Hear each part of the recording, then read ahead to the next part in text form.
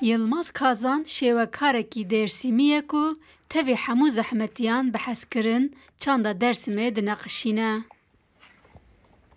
Ev der gundê Derexagê ye ku girêdayê navenda parêzgeha Dêrsimê Bakurê Kurdistanê ye. Parmak çok işe yarıyor. Kara kalemde de yarıyor. Yılmaz Kazan yê 52 salê dibêje bi derfetên kêm lê bi merax ew vê hunerê berdewam dike ku pê aram dibe. Rozuma hen çedevinem hen destenyada ya hen şah kalavra hen dikkatli gitenyadan benzetmesi çiğ kert. O zaman hen merak sarmışım kert.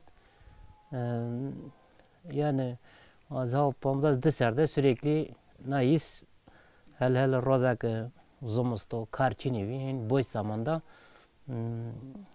oraya uğraşmışım. Hem zaman verin oraya hem sanata.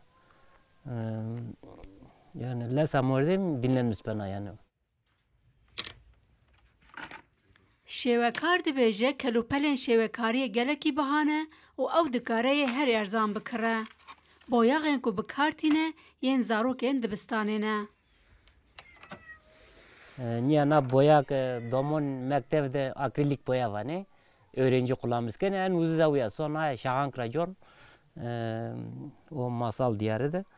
Oran ya rozak çedevini karçinevi uğraşmış bun. Yılmaz Kazan keça wî li zanîngehê û kurê wî jî lîseyê dixwîne. Dibêje ji ber wê jî ew di gelek karan de dixebite lê niha ji ber zivistanê karê wî rawestiyaye. Li gel çêkirina wêneyan li gund pêwîstiyên xwe yên rojane wek nan û xwarinê jî ew bi xwe dike. Ya ciddi çename üniversitede. Kocaeli'de vanana. Lazım ki lise son dero. Az ki niye guren? İnşaatı da guren. Yani mesela amlık kar ve ya var inşaatı da guren. Yani mesleği mesela ama ne kadar zımustanu karçino inşaat kiniye benu. İşte neyin de uğraşmış bunu zaman veren oran. Heder emik niye yena?